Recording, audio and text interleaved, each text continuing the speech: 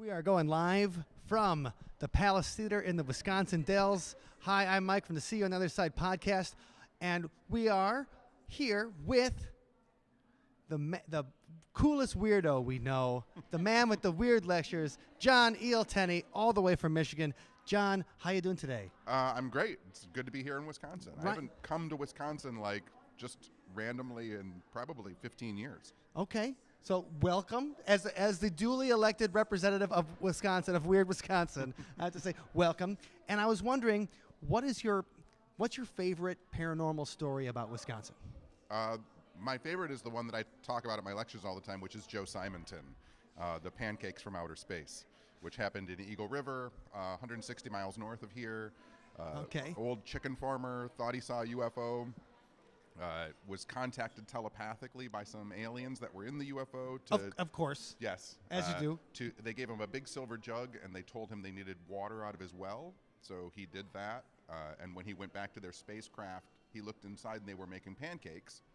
And so he asked if he could have a pancake. They gave him a pancake. And then they flew away. He told his friend about it, who was a local judge. The judge called the Air Force. The Air Force sent people out. There was a huge scorch mark in front of his house and a giant ring in the grass. And he told him his story, and he gave them, the Air Force, a pancake to do chemical analysis on. So he still had it. He tasted it. He said it tasted like garbage. It tasted like cardboard. Right. Well, aliens can fly through space, but they can't make pancakes to save their gosh darn lives. So the Air Force does their chemical analysis, and it comes back that the pancakes are pancakes. The ingredients are pancakes. The only thing that the Air Force found interesting about them was they lacked any sodium. They were completely null of sodium. And so when you take into account, Joe's story when he first saw the little men in the ship, they were kind of shorter men with black suits and silver piping and these weird little hats. When you match Joe's alien story up with the fairy tales of the 14th and 15th century of little people with black and silver clothing who drink pure river water out of silver vessels and who can be destroyed by salt, his story lines up with the folk tales of fairy folk. Oh, okay. So that's my favorite Wisconsin story. Did he see aliens or did he see fairy folk? Fairies. That's perfect. John, I think, speaking of fairies, my sister has a question for you up next. Hey, John. Hey. So I warned you ahead of time that I like talking about fairies almost nonstop. So I know, of course, and we've talked about it at length, that you've had your own experience with an elf, as you described it. Yes. Can you maybe recap a little bit for the people who are watching and give us any updates on your experience with the elf? Yeah, so a gentleman a few years ago contacted me and wanted to know if I wanted to see an elf. And I tell people all the time, if someone asks you to do something weird and it's safe, say yes. That's how you get. That's how you get weird experiences. Always say yes. And so he sent me a list of all of these things I had to do. For 3 days before, I had to talk to an animal for 3 times a day for 3 days. I had to talk to a plant for 3 times a day for 3 days. I couldn't eat any meat, which is fine. I'm already vegan. But I had to. There were all these constraints and things I had to do. Very strange. It's like weren't there like left turns or right turns or something I had to keep like track. I had to keep track of how many left turns I made every day for 3 days, and then at the end of each day, I had to do 3 right turns for every left turn I had made. So I would find myself just in the middle of the night before I went to sleep, like spinning around in circles wildly. So you just did a whirling dervish kind of thing, which is another way to alter your consciousness. And it's very ritualistic. Yes, absolutely. I realized after the events of doing all this that it was very ritualistic, and I was kind of being initiated into something. So I did everything he said. I went out to his house. It was winter in Michigan. His backstory was he had moved up into Michigan after his wife died. And he would walk through the woods and sing. And he became friends with these creatures in the woods that he calls elves. They talk to him telepathically. And so then I'm out there with him standing in the snow, and he's singing. And I had to stand there with my mouth open so they could smell my breath so they knew I wouldn't eat them. And I've done a lot of weird stuff in my life, but like these are the moments where you're like, Is this where someone in a Keebler elf costume jumps out and stabs me in the chest? These are the moments you're like, where have I gone wrong? Right. I've made some weird life choices. And so then I started to see at a certain point fireflies, except the fireflies that you normally see are kind of that lemony green yellow.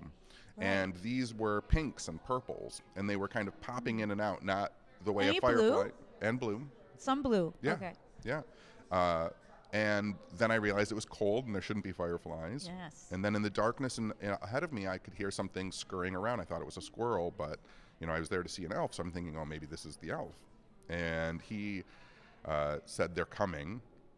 And then at a certain point, I had a camera hanging around my neck. I said, can I flash my light because I didn't have any kind of flashlight with me. And he said, yeah, go ahead. So I pressed the button on my camera and my flash went off, and in front of me, probably 20 feet away from me, standing on a log, was a little creature about 11 inches tall. It was. You made a sketch of him for me. I did. Yeah. It was hooved. It had big kind of floppy ears and a cat face and a big fat belly. Yeah. And little arms. And as soon as my flash went off, it kind of jumped back into the darkness, and I ran forward toward it. And there were little hoof prints in the snow, but it was gone. Oh, that is excellent. It's so strange. But didn't he follow you home? Yeah. So then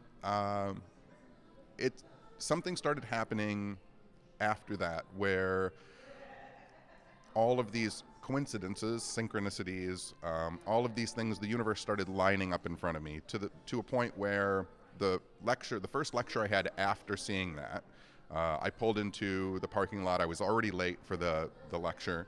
There were no places to park. I saw a car pull out. Because everybody was coming to see you.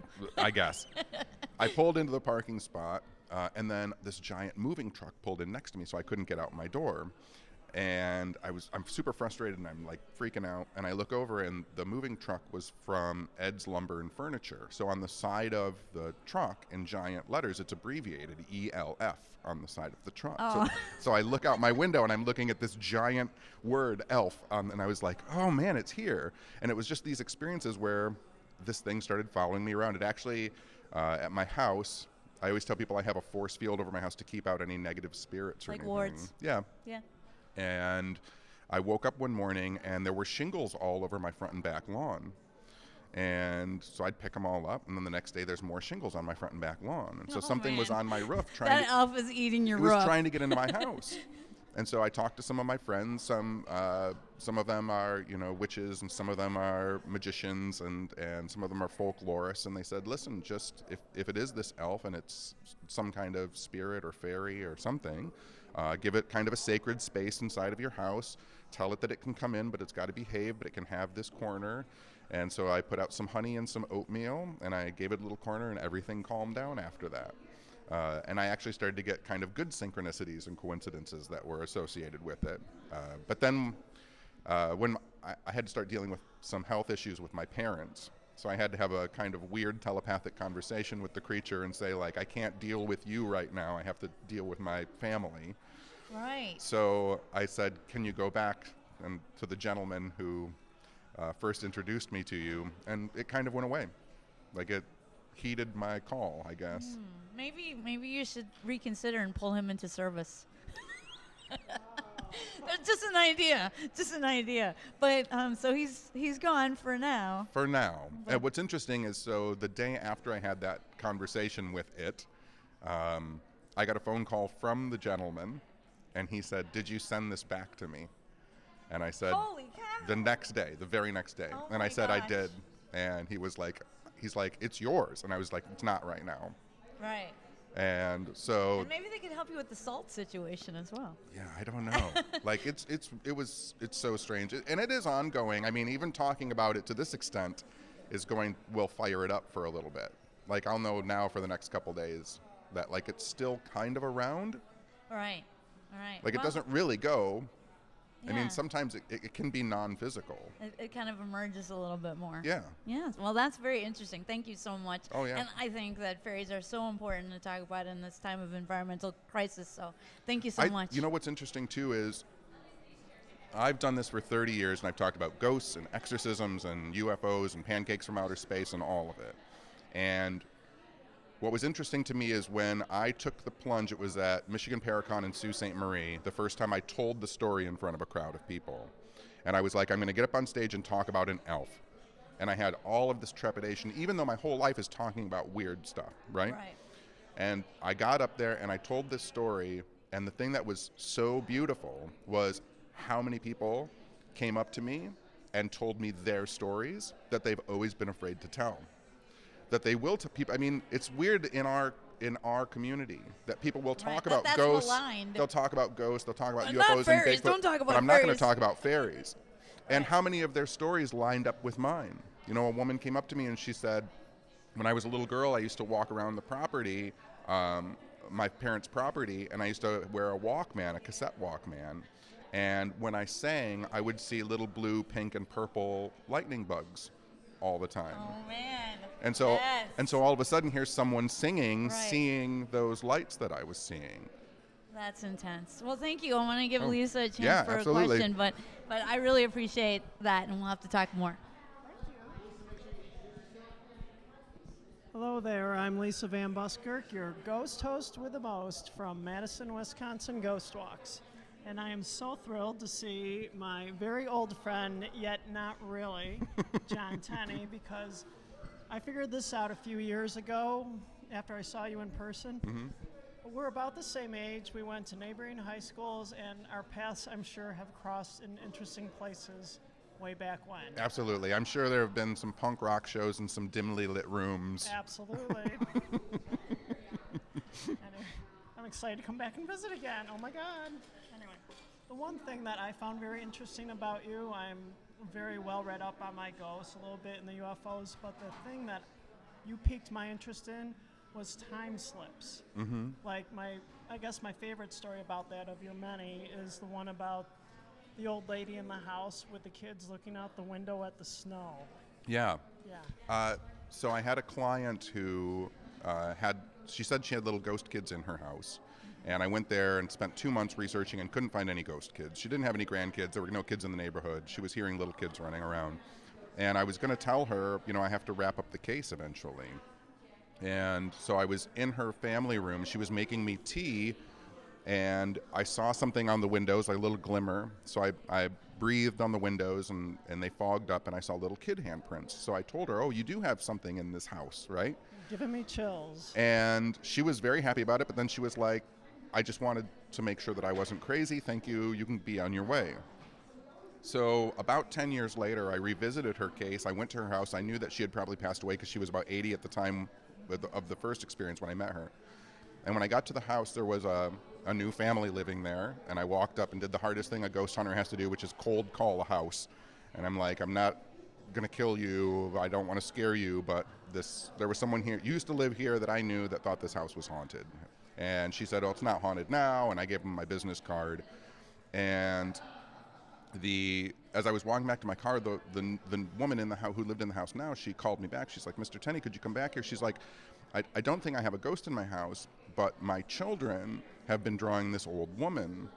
And she shows me a stack of papers, and the little kids who were living in the house now matched the description of my client in the past description of the children that she was experiencing. And the children who live in the house now are experiencing my client in the past. And so it's like, what is a ghost? Like, when we have this idea that we live, we die, and then we become a kind of invisible version of ourselves. But if time isn't in a linear fashion, like if it's all happening at one time, especially with the thing I will sometimes talk about it when I tell that story, is that you have a very old woman and you have very young children. So you have those people who are closest to non-existence, right? Children just coming into the world and this old woman who's just going out. So do those edges of life give you a kind of glimpse into the veil of the unreality of just existence itself? Yeah, ever since you told me that, well, I heard that story from you and a couple other your very compelling stories about time slips or whatever, I'm like, wow, what if this is all just happening at once? And while you and I are talking right here in this fabulous old theater, there's a bunch of other people seeing a show from way back when right now that we can't see and they can't see us. Right, yeah.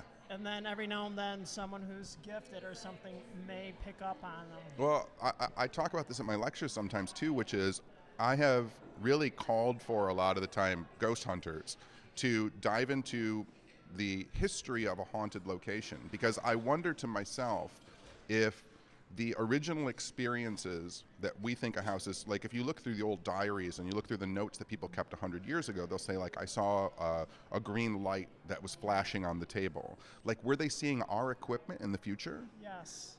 Like, are we somehow the ghosts that we're looking for?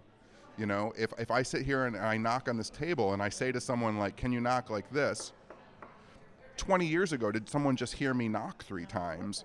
And now we have a story that someone was knocking on tables in this building, and it was really just me a second ago. Yeah, I think you had another story that had something to do with this about, I thought it was the same one, the older lady having kids, and then something about kids seeing an older lady once in a while. Like it was another time slip thing like that. I have one where my client went into her grandmother's house. Yes, that was one. Yeah, she went. Her grandmother had passed away, so she went into grandmother's house to do kind of a last check because they were selling it. And she walked into, like, through an arched doorway into a living room, and she saw 2 little girls and a woman, and she screamed, and they disappeared. So she immediately went home and called her mom and was like, is Grandma's house haunted? And her mom's like, not haunted. She called her aunt, is Grandma's house haunted? It's not haunted. And a couple days went by, and her aunt called her and said, you know, Grandma's house isn't haunted, but when your mom and I were little girls, we were with Grandma in the living room, and this woman came through the arched doorway and disappeared in front of us. And all of a sudden, my client in the present was their ghost in the past. Yeah, stories like that. Yeah. Yeah. And then, again, when you deep dive those ideas, you get into these really complex narratives of reality because, like, so she's seeing a ghost of her mom and her aunt and her grandma in the present. Her grandma is dead. Her mother and aunt are, right? Right, they're still there. Right? Yeah. Her grandmother and aunt are, or excuse me, her mother and her aunt are still alive, but she's seeing them before she was born. Yes. Right? Yes. Yeah. And so they're seeing her, the grandmother in the past is dead in the future, Yes. seeing her granddaughter, who her daughter hasn't even gotten married yet, is still just a little girl. Yes. So it's so wobbly, like It is. what's reality? That's why I love it so much. I know, it's like, oh, maybe we're here with a whole nother show going on Yeah, right now. yeah. We're surrounded by Yeah, people. I would hope so. I would hope so too. Yes. Well, John, I gotta thank you very much. We want to make sure you get to get to have a little time to unwind before you go up. But that just made me think of your slogan or whatever. What you think is weird is weirder than you think. Right. And that's the whole idea. It's like, you're seeing people that aren't even born. Kind of thing. And so the rest of the show is going to be us talking about your show after you're done. Like Okay. we're going to do a post game Cool. as a discussion, because we've always found your lectures to be extraordinarily thought-provoking in a way that makes me want to talk about it. Like when you see a great movie, the next thing you want to do is talk about it for the next 2 hours and nerd out about what you've seen. Well, that makes me really happy that you say that. So Thank you. It's that's- a very nice compliment. So, but is there any particular lecture you've done or thing that you think has the greatest reaction, has the most, when you go out and do it, you think it's like your greatest hit? My lectures, for people who have always seen them, like, they are just kind of this mishmash rambling of like what is exploding in my brain at the time. Sure. Because there's so much in there and I want to talk about all of it. It is very strange though to watch, like, I will walk around this crowd before I speak and just listen to conversations to hear what people are saying. And if they're really into ghosts, like, I probably won't talk so much about ghosts because I want to circumnavigate what they expect, because I want people to think beyond just wanting to hear a ghost story. I want them to challenge their own ideas. Absolutely. Even if it makes them uncomfortable, because, like, we should reach out like that about not just the paranormal, but like the supernatural itself. But I do find that, people do get a little bit excited, even ghost people, when you start to talk about UFOs. Okay. Because we do have these stories, and we are afraid sometimes to tell them, whether it's because of the perception of being a weirdo or being ostracized at your job because you don't want people to think you're strange. Right. And the reality is if we did talk to each other and we did talk about things as weird as time slips and aliens and fairies, we'd realize everyone has these stories and it's not weird at all. And we'd all get to enjoy an excellent breakfast of space pancakes. John, good luck with the show tonight. Thanks for your time, and it's always a pleasure to spend a little time with you, and we can't wait to go watch you inside there. Thanks for having me. It was a Thank you. pleasure.